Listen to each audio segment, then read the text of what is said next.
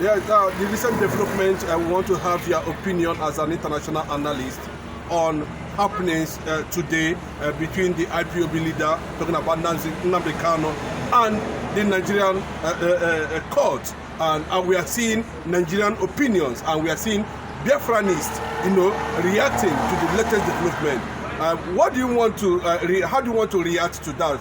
Let me tell you, we are all tears today, when we are, listening to reactions all over the world, not only Nigeria.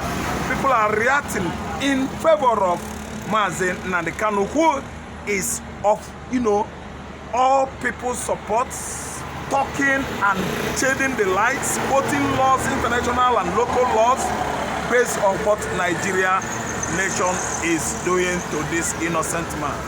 Nnamdi is telling you that they abducted him from Kenya. That's the recent crime Nigerian nation has committed against an innocent Igbo man. That they illegally abducted him, renditioned him from Kenya to Nigeria.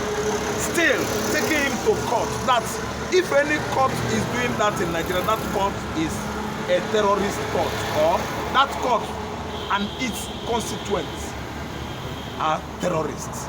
He said he quoted in the law, in Nigerian constitution, in international law, he quoted everywhere it is gazetted that it is illegal. And based on that illegality, they still are proving that they are right by taking this man to Court of Appeal. Then Court of Appeal now set him free. That no court again should try somebody that was illegally abducted from Kenya to Nigeria. And again, his house was invaded in 2017 by Nigerian soldiers. He did not jump bail. He is telling the whole world, he is telling the court, the presiding judges or Judge Binta Nyako is afraid of Nnamdi. The woman or man, I know he's a female judge, he's checking, he was checking. He could not even face Nnamdi Kanu. He could not even look right one-on-one, eyeball to eyeball to Nnamdi Kanu, because of course he know that herself, Nyako, is guilty. Yes, by trying a man illegally abducted, rendition from Nairobi, Kenya to Nigeria. He's telling the whole world that he did not jump bail or break jail or jump jail. No. His compound was attacked by Nigerian soldiers ordered by the then illiterate president of Nigeria, Buhari, a man that is absolutely unlettered, illiterate, without certificate, ruled Nigeria for more than 6 years, because of course we know that he died. And another person was cloned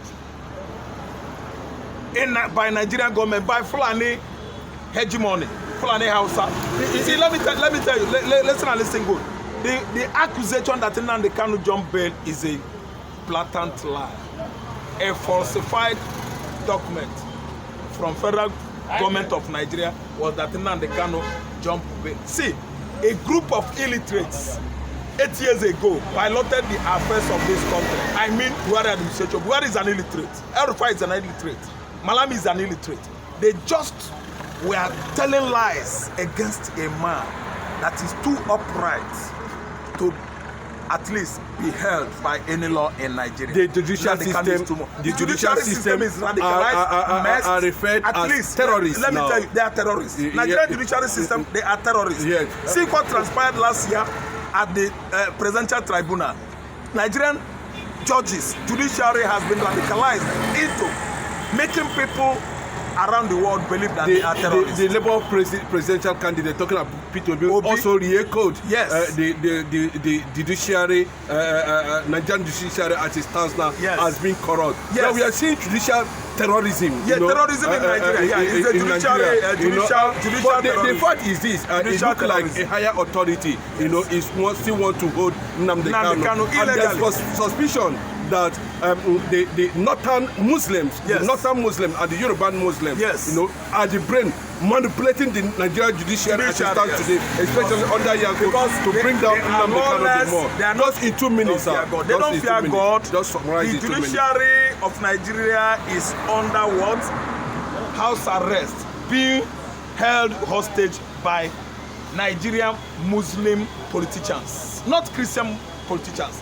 These Nigerian Muslims, Yoruba and the Fulani, Hausa Muslims, they are what? Corrupt, they are godless, they are blasphemous, they don't have anything about God at heart. They are very ruthless. They are the one responsible for holding the one word you have for Nnamdi Kanu and of course Biafrans all over the world? I want everybody to have good hope. Still believe in God of Abiyama, God of Chukwok, that's Chukwok Abiyama, that Nnamdi Kanu worships, the God of the Jews, the God of the Lion of the tribe of Judah, the living God of Israel. We must surely look up to him. Nnamdi Kanu is coming out very soon. International community is going to take it up themselves.